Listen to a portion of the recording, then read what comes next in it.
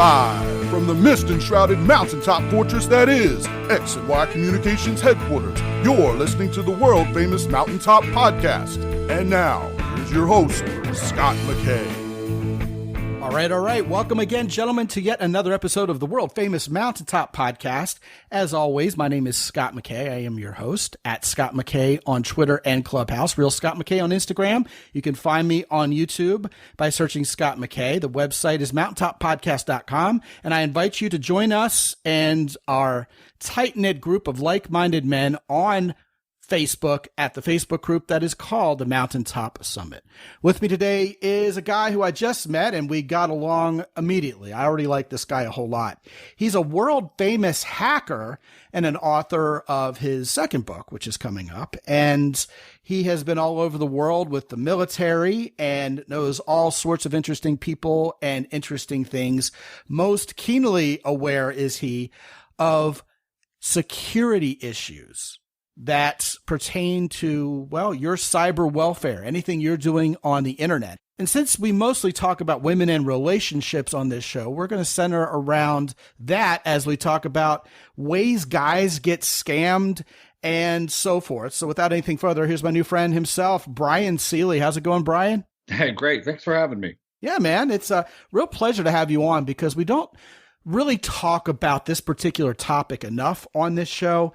And right off the top, guys listening out there, we're not going to insult your intelligence here. We're not going to, riff on things like, hey, if you get a fake Amazon email, don't give them your social security number. I think we're all big boys now. And we realize the basic phishing scam. At least I hope we do.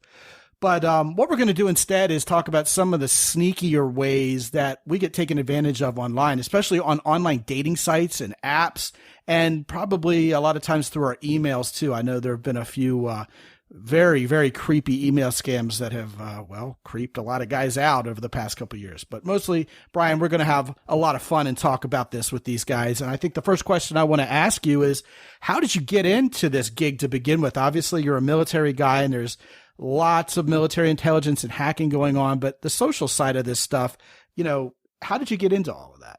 Oh man, it's kind of a long story. I've been on a computer since I was like 2 and was in middle school. I think I started getting paid to help people with computers by middle school.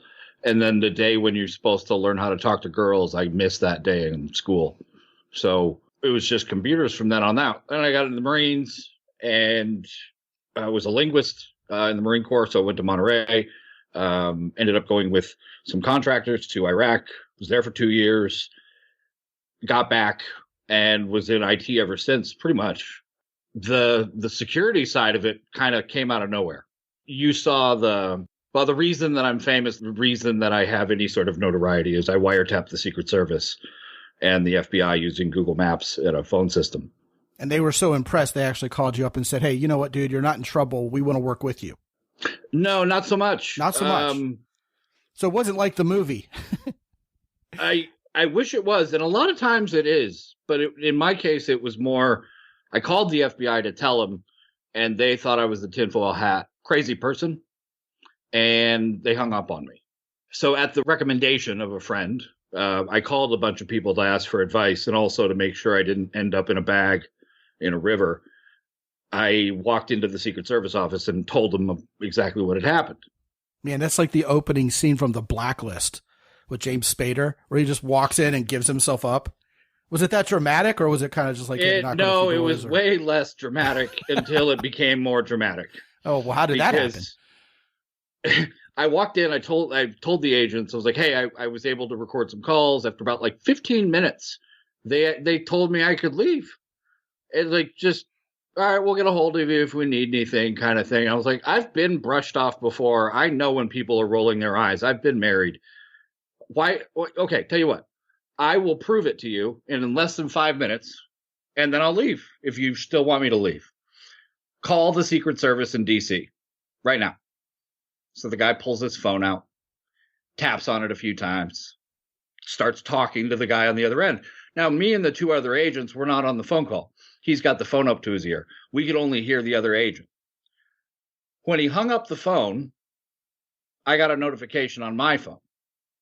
So then I pushed play and put it on speaker, and I played back the conversation that just happened. Hey, wait, how did you do that? The guy's probably like wide-eyed at this point, right? Yeah, his first words were, "Oh, shit." And then they took all my stuff. Okay, now you get serious with me, right? Exactly. Right. It's like, oh, now you don't want me to leave. Okay, uh-huh. It was a David Blaine magic moment. Because no one is going to believe that this is actually going to work. But what happened was I replaced the Google Maps listing for the Secret Service in Washington, D.C. with one that I owned. Owned being relative to I created and put in the same spot, which you're not supposed to be able to do at that point. You shouldn't be able to place things that aren't supposed to be there. The phone number I used was like a marketing 1-800 number, and I used a 425 number, which is a local number for the east side of Seattle, instead of, I think it's 202 for DC. Now, the other Google Maps entry for Secret Service also existed, so I flagged it a bunch of times saying it was a duplicate, and it got removed. And the number that I used forwarded all the calls made to it to the real Secret Service and recorded them for quality purposes and amusement. So see, here's the thing. I bet a lot of guys are listening to this going, oh, that was easy. That didn't involve anybody being particularly a genius in code or anything. It was more just basically beating Google at their own game. Kind of, yeah. Yeah. Like, I'm not going to sit here and claim to be this master crazy hacker person that essentially can do magic. I'm not Harry Potter. The idea is the simple ones, the simple tricks are the ones that are the most effective. You don't want to overcomplicate anything if it's going to work at a much lower threshold for technical difficulty. Right. And that brings me to this idea that I've heard about called social engineering, which really is hacking. And a lot of times I think in the dating app and dating site world, a lot of the ways that we get hacked is not with code, but with our own social preconceptions or our own desperation, or by just playing Aikido with those things we hope for so much, and yet would be obvious to a third party that it isn't what we think it is. Yet that's how guys end up getting scammed. I would say most frequently online. It isn't necessarily something where the code's been hijacked or something really techie with bits and bytes has happened. You've really just been had socially. You know what I mean? Right. Right. The idea that hope is a necessary sort of emotion or concept, but depressed guys who don't leave their house rarely get scammed. You know, it's jumping to conclusions. It's a combination of factors that are all played on human emotions and sociology and finding ways to trick people. There's a whole art to it, and it's constantly evolving with all these test cases of people trying it out and figuring out what works. Well, I have gotten a whole new rash of what I guess are commonly known as 411 scams, Nigerian 411 scams, right? It's just a bunch of them that come lately into my email box, and I had not seen one probably for 2 years. Now I'm getting 5 a day again. Yep. And that's a combination of factors. Number one, Google finds out, or whatever the mail provider that you're using. I use Gmail for a lot of stuff, Proton Mail. Whatever their spam filtering techniques are, evolve and they change. So they start, everything just goes to your spam folder, and then all of a sudden they found a new way to present information to you that wasn't going to get stopped. And then Google has to it's constantly playing whack-a-mole for these companies. I would have also guessed that the cyclical nature of internet users has something to do with it. Like, it goes away for 5 years. Now all of a sudden we have people who are, 17, 18, 21 years old, young and naive, who weren't around the last time this thing was going around. So they're more likely to catch it because they've never seen it before 5 years later. It's kind of like how things go in and out of style. Is there anything to that? Absolutely. Like, how many times have you seen someone begging for gas money they're like, I've got a gas can, I just need some gas. Like, having a gas can suddenly legitimizes the need, and you're going to give him money because he's not going to use it to buy drugs. He's just carrying around a gas can that he probably stole. The idea is he might not get you, but he'll get someone. And there's always a new someone. There's a new 18-year-old every day. And people becoming adults and people getting jobs, and they're all bright-eyed and bushy-tailed and full of hope. And the world is amazing. Being an adult is going to be awesome. And they're going to learn very soon. Well, now you bring up a good point, and that's optimism as a factor for likelihood of getting scammed. Like, if you think everybody is inherently a decent person and they all mean well, then you're going to be a lot more naive about potentially being scammed. So, I mean, that's an important point, Bryan, because my first knee jerk here was thinking about desperate guys who really want this woman to be real. So they'll avoid all these red flags, kind of like we would in real life if she was acting crazy or evil or untoward, or it seemed like she was cheating on us. We would go, oh, no, I don't think she's really like that. She's just having a bad day or something. And I'm thinking a lot of times that sentiment is going on even before you meet her on the other side of the computer. I think that's very true. Yeah. Okay. In the fact that you have, I think we need to take the shame out of the equation in the fact that I think we're all hardwired to want that. Yeah. And want companionship or whatever the thing you're looking for is. And you become not addicted to finding love, but we romanticize the idea while you're looking for something. You then put more and more value on that thing. Like if you can't find your glasses for a year, when you do find them, holy crap, like what a big day. Like if you find a $20 bill in your coat pocket that you haven't worn since last winter, that is so much more meaningful than making $20 the hard way. Especially if you looked for it for a really long time. Yeah, that's right. All of that time you put into thinking about it, and it's how we're wired, and it's okay. Indeed. It just means that all of us have been scammed in one way, shape, or form. It's about minimizing what happens when we do get scammed. So don't fall for the really obvious ones. Don't give someone your kidney. There are those rare occasions where someone does help someone and it doesn't burn them. But sending money to somebody you haven't met, no bueno. Ever. And there's a lot of scams related to that, especially during COVID. All right, so let's talk about that one. Let's talk specifically about being asked for money. Let's underscore this first of all. If someone you've never met before in real life is asking you for money in any direct or indirect way, guys, guess what? He or she's probably not real. The person on the other end is a scammer, period. Okay. And it comes in the form nowadays of, can you send me some Bitcoin? This applies to political donations. Yes, that too. Exactly. I mean, it can also be a scam. It can be a scam regardless of who's asking you for money if you have no idea of verifying who they are or what purpose they serve.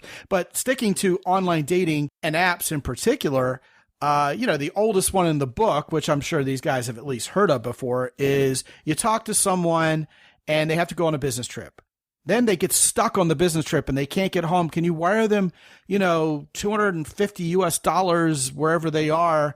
And then when they get home, she'll give you a blowjob or something to say thank you, right? Nowadays it's Bitcoin because it's not traceable, or can you send me an iTunes gift card? I mean, anytime someone is asking you for money, forget about it. And I've noticed that people get really, really sneaky about letting some time flow under the bridge before coming right out with the scam. Yeah. You know what I mean? Yeah. Like they'll get to know you and play the confidence game a little bit and really sound like a real person. And, after maybe talking to a guy for 4 or 5 months, the alleged woman on the other side will say, hey, I'm in a little bit of a crack here. Could you send me $100? And the guy's thinking to himself, there's no way in hell someone would play nice with me for 4 or 5 months. Yes, there is. To culminate in $100. But I think we forget how far $100 goes in some of these third world countries where this is originated. How bored these people are in some of these awful places that they might live. Or how many of these plates they have spinning at the same time. Yeah. You can talk to a lot of people and keep the scam going while keeping up the level of mystery. Like, I have a job and I have all these things I'm doing. Meanwhile, you're just talking to 30 or 40 dudes, constantly keeping people on the hook. Yes. Right. Sometimes it's a ring, and sometimes there are actual real women involved nowadays. I know a guy, actually make it two. I've heard about this twice now. He went on a real actual date with a real female human being and still got scammed by a larger entity. So the woman showed up and wasn't giving anything real about herself in terms of an identifying name, phone number, characteristic. She worked for the cartel. Welcome to the cabal. And these people, both of these guys got scammed under those circumstances, and they were just left flabbergasted by it. Yeah, I guess the only two entities that would even pull it off would be the cartel or a government organization. To be able to send somebody in person under complete pretense, like that's a level of danger and training that either comes through fear, intimidation, or ideology. So you've got, the CIA or whatever the Russian sparrows on the Netflix shows or whatever. Crazy, right? which is a real deal. Like these are things that have happened. Yeah. I mean, but it's just getting so sophisticated relative to the way it used to be, like back in 1995 when a fax would come across and it would be like, hey, can I wire you $1 million because I can't put it in a bank here in Nigeria and you keep maybe 10 grand of it for me? Would that be a fair trade-off? And people fell for it. It's so much more sophisticated nowadays. Lots of people fell for it. Oh, yeah. A lot of people did fall for it and apparently still do, because I get 10 similar ones even nowadays, like I alluded to before in my email box on the regular. As if you went to a bar and said something clever to a girl and it worked, you're going to tell everyone that you ever meet how that worked, and it's going to spread like wildfire. And it's a numbers game. Nice shoes. Want to hang out? and it works? Oh, you're going to repeat that every day. Amazing. I heard a story one time about a guy in the UK, I believe it was, who got scammed the same way twice in 2 months. And it was pretty much the story of, I'm a beauty queen and I've been stranded in Cote d'Ivoire at this beauty pageant and I can't get home unless I borrow $8,000 from you. Can you help me out? And that's such garbage. Got you went scammed. To a beauty pageant and they book your travel. Of course, but the guy sent her the money is my point. And then 2 months later, call HR. Yeah, but my point is the guy got scammed by this silly scam. And then 2 months later, fell for almost the exact same thing all over again. Now, I don't know whether that's extreme optimism or desperation or just flat out insanity, or perhaps... If it happens a third time, he just needs to be put down. Because... at that point, it's like you're not going to teach this dog new tricks. Like, I get it. Fool me once. Right. I mean, Shame on you. Right. A beauty queen stranded, and that's so much hope that maybe. Oh, what would happen if, I won the lottery? You can't win unless you play. I mean, well, the only thing I can think of other than optimism or desperation would be amnesia. He just has this clinical, medical problem where he forgot what happened 2 months ago. It just seems so amazing to me. It made the newspaper. Oh, at that point, you don't want to be in the news for that. That's worse than armed robbery. No, brutal. Yeah, absolutely. But I think a lot of times guys are being asked for money, and what really captures them is this hope that, there's a real woman behind this scammy looking thing that's going on. And also that illusion of time where, I've talked to her over the course of 3 or 4 months. Why would she wait this long to scam me when really it's the same guy who's been getting one email every week and a half from this woman that's 10 words long, which psychologically keeps us on the hook and makes us want her more because she seems so hard to get, but it comes off as the illusion of time, right? It's putting in all the time and effort, and now that's going to be wasted if I call her out or if I refuse to help her. Yes. And it's following bad money with good money. Yes. It sucks. But having principles and I'm not going to sleep with someone on the first date, or I'm not going to send money to a stranger, or I'm knowing where your boundaries are is very important, because then you're just not going to do things that cross those lines. Right, exactly. I'll give you another example that just freaked me the hell out. Okay. The guy was in Nigeria scamming the woman, And this is a woman who called us for potential date coaching. I don't remember whether she hired us or not. It's been several years. But the story she told us on the phone was this felt scammy to her. Like she had seen this before a couple times, and she was really nice and optimistic at first. And then she essentially called the guy out on being a scammer and said, I'm not going to give you any money. This is a scam and blah, blah, blah. And the guy was like, well, why would you think it's a scam? I've been so nice to you and I only really mean the best. And she stuck to her guns and said, no, I think you're a scammer. And so, with his tail between his legs, he hung up from Skype, or I don't know if it was over email or what. Then a couple days pass, Brian. Okay.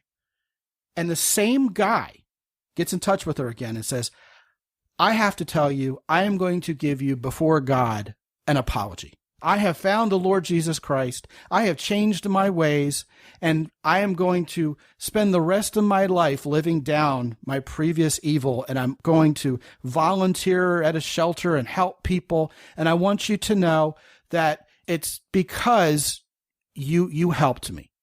And invariably the woman says, well, I mean, my goodness, that's fantastic. Tell me more about this work you're doing. Oh, well, I'm working for this food shelter. I know you will never give money to me, but would you like to give money to the food shelter that I'm working for? Oh, by all means, let me write you a check for $500. Thank you, and God bless you. And she hangs up. Can you believe that? Wow. Interesting. Can you believe how brazen that is? When they're called out as scammers, they know how to continue the scam successfully. Yeah, at least to a point where it comes to like, I'm not giving you any money. Well, we're going to call the police. Okay. I saw one of those with, I think it was either Bumble or Hinge.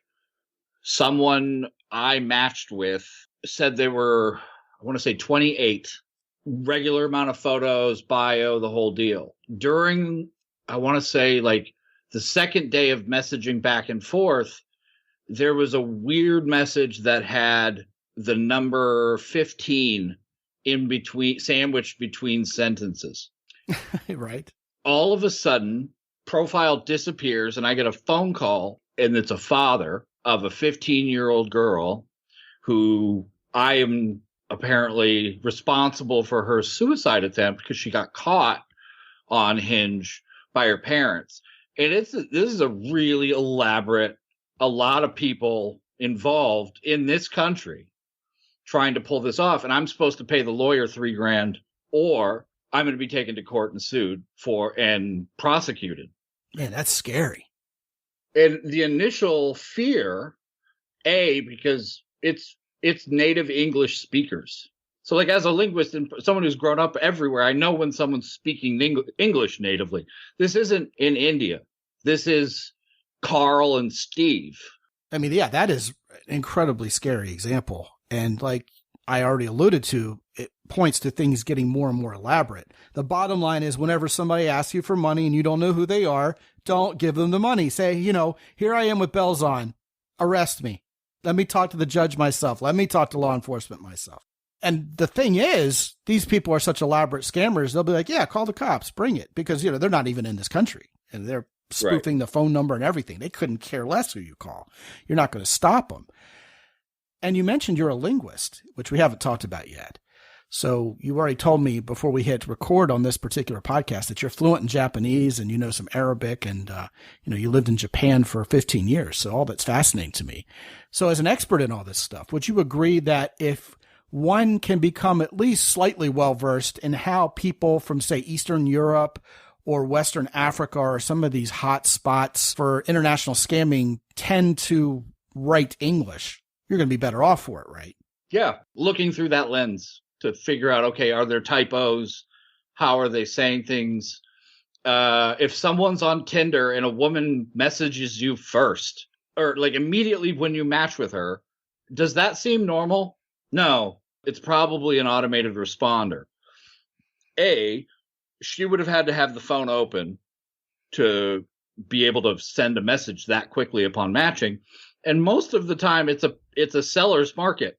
Women don't have to chase men. It just isn't the case. Well, yeah, what's going on, as we've talked about time and again on this show, just to kind of refresh here, is the way the sites and apps have built their marketing plan is such that men are swiping right on any woman who can fog a mirror, and the women are sitting back thinking every man who has swiped on her has chosen her, because that's how the female brain is wired. So women are thinking, oh my goodness, I have all these choices, and they sift through all of them and pick the 2 Disney princes they want to talk to, not knowing those guys have also swiped on 200 other women. And then you get men and women of all shapes and sizes and statures going, oh my gosh, everybody's such a flake nowadays. Because none of these people ever actually existed. And that's how these dating sites and apps make their money. That's how they keep you on the hook, and that's how they keep you wanting more. So, I mean, you could probably look at this whole macro scale marketing plan as a scam in and of itself. And then everything that descends from it there is just, well, I don't know, Brian, I would almost call it the Wild West. You don't know who's responsible for the kind of scamming you're getting in your inbox nowadays from online dating sites and from the apps, because you don't know if it's part of the grand scheme from the app or the site itself, or whether it's some individual out there or cartel or whatever trying to get the best of you. Man, it is rough. And that's made worse by the simple fact that these women, thinking all these men are choosing them, and, you know, probably in some combination therewith, our extremely short attention span in the social media era, it all kind of conspires to create a world where women aren't giving us much to go on. You know, you'll have women who, you know, probably are average in the eyes of most men saying, you know, why are you here? What do you want? Or hi, you know, because Bumble, for example, has the women write first. What are you looking for? And the guy doesn't know what to write. And the woman's giving him nothing to go on, and very vapid profiles. If they write anything in there at all, they're just putting a couple of pictures up there and hoping guys will figure it out on their own and send a first person missive to them that somehow accidentally and serendipitously connects with them right at the heart level. And that's very, very frustrating to a lot of guys to begin with. And makes it all the more difficult, probably unbeknownst to the real actual women out there on the sites, that everybody kind of looks like a scammer on the surface nowadays, especially compared to days of yore. Yeah, a lot of sites have done things to help with that, whether it's verifying your profile to make it more difficult, having manual reviews of that kind of thing, like adding a check mark or a verified profile type thing. But even still, then you just get into the sociology of dating in general. And yeah, 200, 300. I took a look at the inbox of a friend's Match account, and she was like, I can't even get through all these messages. And she was good looking, but wasn't a model. And she had 200 messages a day. That's obscene. How are you going to get through that many people when every guy is copying and pasting something that's worked, like nice shoes? And he said something about his dog and his charity work, and while not mentioning his abs that are sort of peeking out through a photo that he professionally paid for. It's like being an 18-year-old now, the level of money you have to compete. Like, you have to have an iPhone, you have to have all these things just to be at the normal level than you were 50 years ago. 50 years ago, you had a car that ran. That was it. And a face. And you could get a date. Yeah. Everybody had a date. Like you just, and then you get a part-time job, you buy a house, you go to college, and American dream. Now it's insane. Well, all the women in real life, assuming they're out there, are all behind a mask on top of all else. So meeting women in the real world is shot, at least for the foreseeable future. Completely out the window. Yeah. Yeah, but to kind of piggyback off what you just said, you have these situations where women are out there going, entertain me. And what I don't think a whole lot of women actually understand is how much skill it takes to be good at writing online dating messages. I mean, not only do you have to be able to sort out grammar and spelling, which not everybody has all sorted out. And I've noticed, I mean, we coach men and women around here. Women are ruthless when guys make typographical errors and grammar mistakes in their first missives. They're gone. Even if the woman is basically illiterate herself, they're just ruthless. And then you have to be charming and interesting and know psychology. And when you get right down to it, it's kind of like the woman who says, I want exactly a 6'1" guy with blue eyes, black hair, who's Catholic and makes $150,000 a year and never been married before at age 35 and has no kids. You know, she's thinking, hey, you know, that's almost everybody, when really it's 0.1%. A needle in a haystack is already who she's looking for. So these women are sitting back going, okay, guys, show me why you're my perfect match and do it in perfect English and be funny and cute and interesting. And like guys it's an are going, episode of The Bachelorette. Yeah, exactly. I mean, go watch old episodes from the 70s of the dating game from like the 70s, and these guys had nothing and they were on national television. And the truth of the matter is, guys, if you're going to write to women online, you have no real competition. Everybody's on an even playing field. So if you learn this skill of how to write to women, how to make a profile that will match up with the kind of women you really want, and stop, I mean, here's a hint, stop trying to throw an entire bucket of spaghetti against the wall to see what sticks. The biggest mistake most guys are making nowadays, this is year 2021 advice. This isn't 2009 advice, okay? 2009 no more, as Mac Miller would have said. The advice nowadays is do not cast a wide net. Go after that woman who is your honey and predict to her how perfect she is for you. Don't pre-approve her. Just say, hey, I'm guessing you might be the kind of woman who drives a Jeep and doesn't mind getting her hands dirty and wears her ponytail and a ball cap instead of being one of these glamour princesses who, only wants to lay around on a cruise ship all week. Am I right? Because if so, we're going to get along. Not pre-approval, kind of like, I may be interested if you fit my description. And that's succeeding a lot better for guys, especially with women who give them nothing to go on, because if you somehow hit the target, right, it's hit or miss. But I'm telling you, if you write 200 women something generic, they're all going to miss.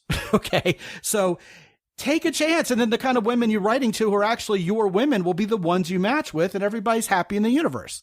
That's good business advice in general, is narrow your focus to the things you know exactly what you want and then stay in your lane. That way, you're not trying to be everything to everyone. You're not trying to be the guy who matches with everyone. That would be a nightmare. You don't want every woman on earth to find you irresistible. How are you going to pick the one that's not going to make you crazy? Find the one that you're compatible with their crazy. It's like my old friend Doc Love would say, you only need one to like you ultimately. I mean, I would say, I'd rather have like 6 or 7 like me at once, but you don't need the masses to fall at your feet. I don't want my wife. I don't want my future wife to get comfortable. Like, she definitely needs to have a little bit of competition nipping at her heels. That's a whole different show.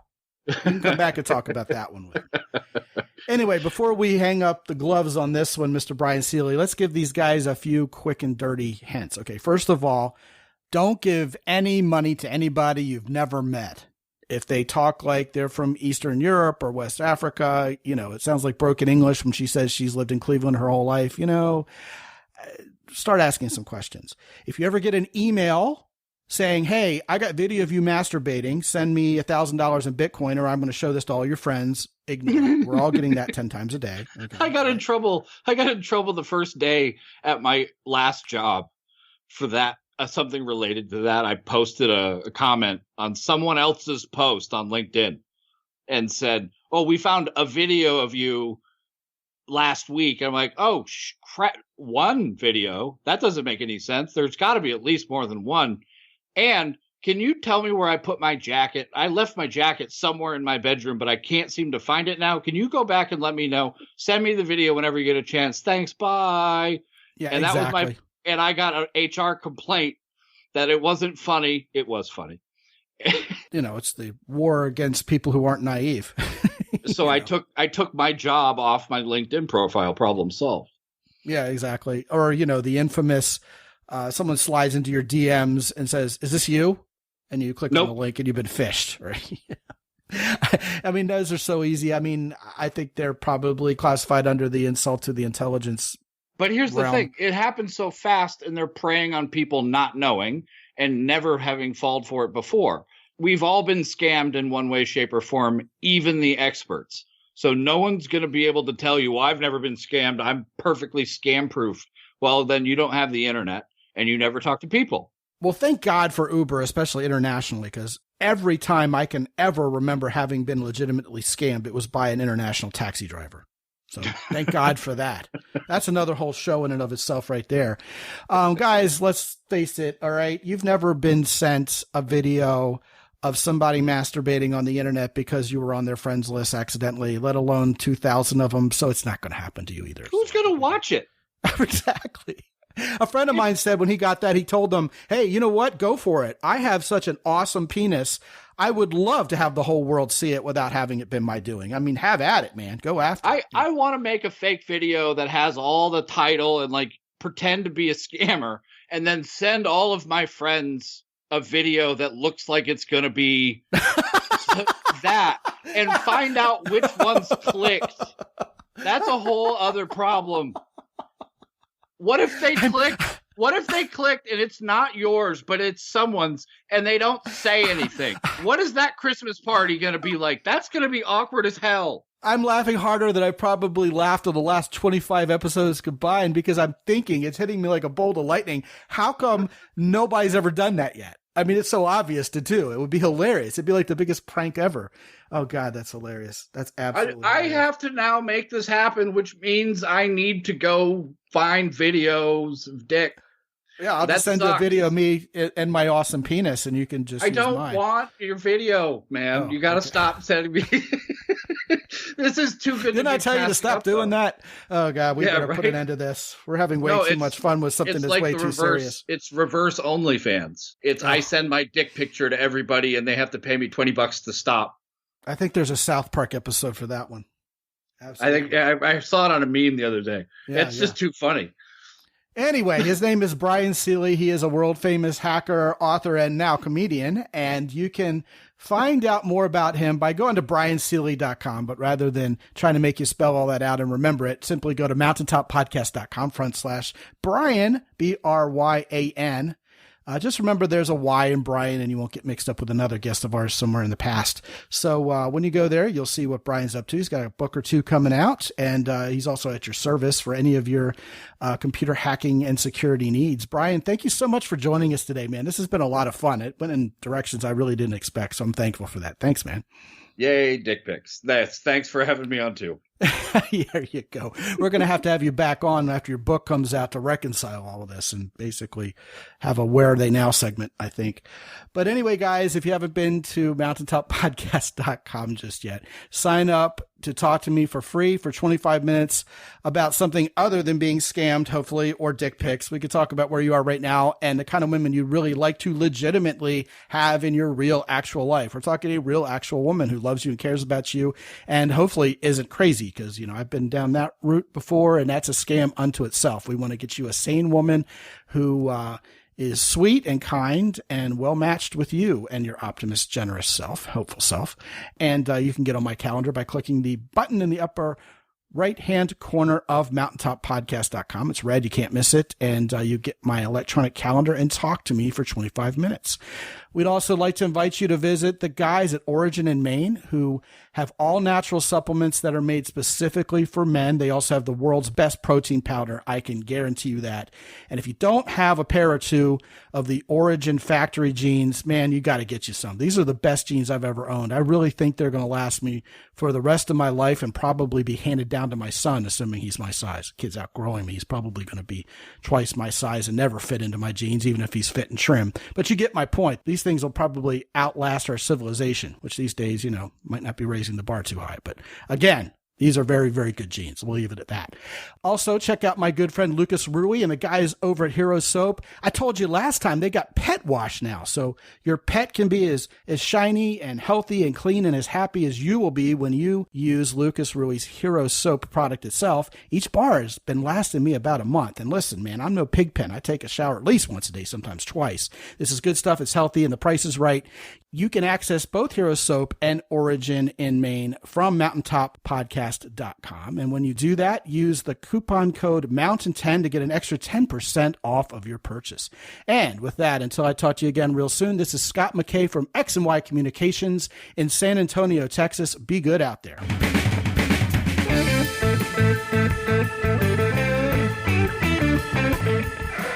The Mountaintop Podcast is produced by X&Y Communications. All rights reserved worldwide. Be sure to visit www.mountaintoppodcast.com for show notes. And while you're there, sign up for the free X&Y Communications newsletter for men. This is Ed Roy Odom speaking for the Mountaintop Podcast.